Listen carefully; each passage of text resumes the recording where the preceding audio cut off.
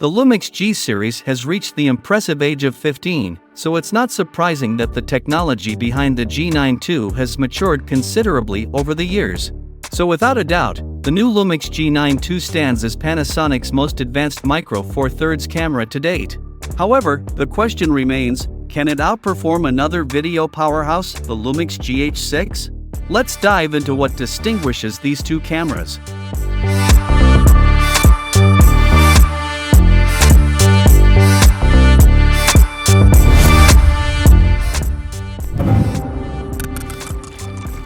Instead of sticking to the original DSL online concept of the Lumix G9, the G9 II takes a more modern approach. In terms of physical design, the G9 II closely resembles the S52 to the point where they could easily be mistaken for one another. However, there are trade-offs. You lose features like the top LCD and the front FN lever, but in return, you get several ergonomic improvements. These include tone downs for better control, a more prominent autofocus selector, and a dedicated dial for continuous shooting. One area where there hasn't been any significant improvement is the electronic viewfinder, which still has a resolution of 3680K dots and a slightly reduced magnification of 0.8x. On the other hand, the rear articulating LCD has seen a substantial upgrade, which results in a detailed and bright shooting experience even when you're shooting in direct sunlight. Despite the weight remaining the same as the old model, this Micro Four Thirds camera body may strike you as relatively large for its category. In contrast, the Panasonic Lumix GH6 has a body that closely resembles both the GH5 and the S1H. It includes a noticeable red record button on the front, making it easy to access when the camera is mounted on a rig. Taking inspiration from the S1H model, the GH6 also incorporates a lock with the switch on its left side, which can be used to secure specific buttons as needed. One notable addition to the GH6 body is the introduction of a fan for the GH series. This fan is designed to blow air across the heatsink position outside the camera's sealed area. The overall design of the Panasonic Lumix G series draws inspiration from traditional DSLRs, and while not entirely groundbreaking, it proves to be effective. It features a generously sized textured grip on the right side for a comfortable hold and a clear OLED electronic viewfinder with an impressive 3.68 million dots. This high-resolution viewfinder ensures that you can easily compose, preview and review shots even in bright outdoor conditions.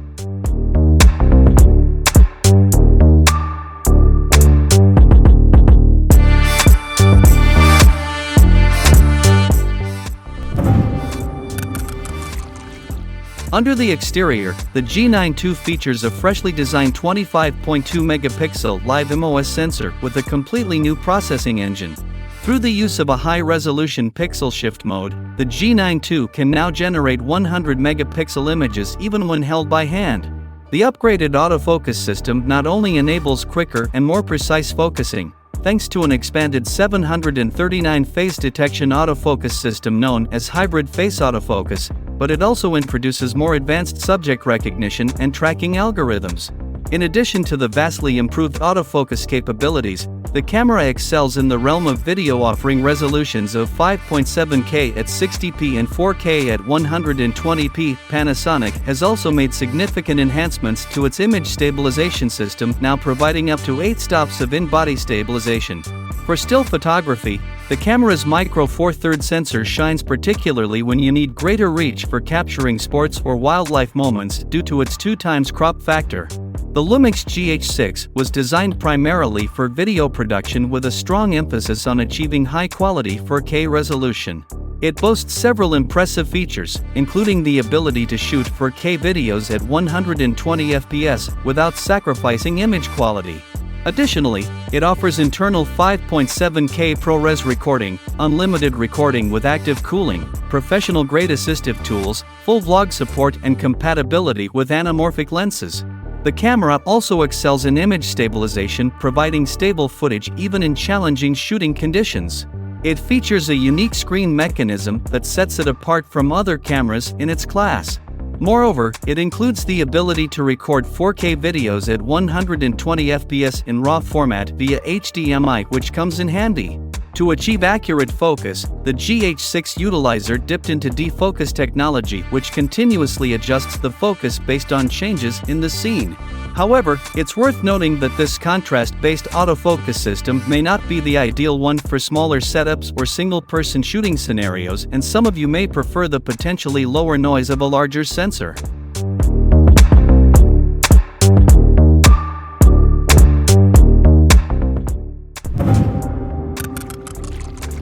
When shooting in vlog mode, the Lumix G9 II can record in 4x2x0 to 10-bit, delivering an impressive dynamic range of up to 13 stops. Moreover, it supports recording in the Apple of ProRes format and allows for direct recording to an external SSD. Another significant change that will have a substantial impact is the new dual output gain system. Panasonic explains that this is a system that has two separate readout paths that receive different levels of gain, and then these two signals are merged or combined. Users also have the ability to create and install real-time lookup tables directly onto the camera, and these LUTs can be applied to both photos and videos. The camera comes with 19 pre-made LUTs or LUTs, which now include the new Leica monochrome option. Whereas in the Lumix GH6 the log mode is referred to as Vlog as opposed to the Vlog LN using previous Micro Four Thirds models.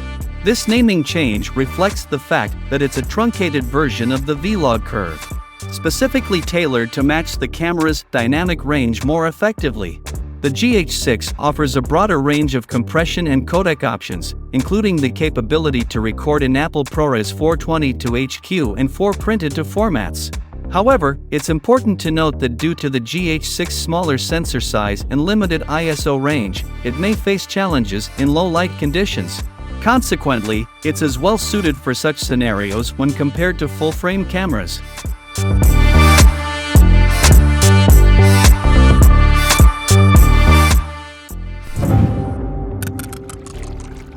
Panasonic took its time to announce the success of the G9, and it has certainly lived up to the reputation of its outstanding camera. The only aspect that confuses us about the new Panasonic Lumix G9 II is that it isn't being marketed as a robust hybrid photo and video platform. It's possible that this decision was made to protect the GH6 and its position in the product lineup, because the G9 II's video capabilities aren't just slightly below those of the GH6.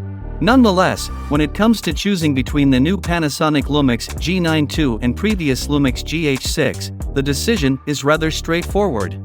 If you can afford the newer model, which is priced at $1,900, then that would be the way to go. The new hybrid autofocus body ergonomics and overall improvements are worthy of an upgrade in our opinion.